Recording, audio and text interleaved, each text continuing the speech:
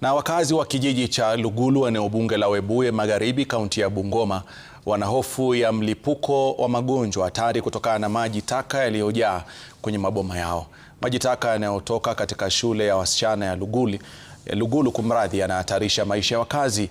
Aidha, wanalalamika kuwa kinyesi kimetapakaa kwenye makazi yao, ila hali kilio chao kinapuuzwa na usimamizi wa shule hiyo.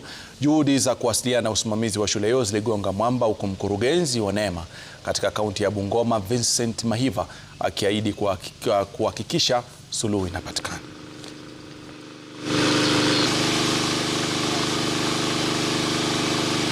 Sewer line inakuja paka kwa njia, inaharibu njia vile mmeona. Imekuja imeaffect, kama mimi investor nimejenga manyumba B&B za watu kulala na watu kuishi, watu waishi kwa sababu ya harufu na mosquito na panya. Na tena vile njia imeathirika, watu wanapita hapa, wanyama wanapita, kuku zinapita, zinaathirika kwa sababu zinatumia hiyo maji chafu. Nyesha hivyo na wachilia maji natoka, na maji yenye natoka hapo ni ile nyeusi plaka kabisa, na nimepepa uchafu.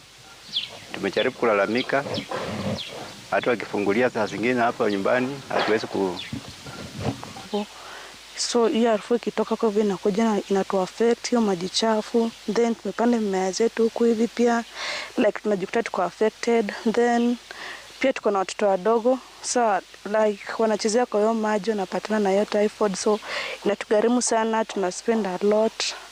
We as the neighbors have been affected especially by the waste waste sewage that has contaminated our farms and our water.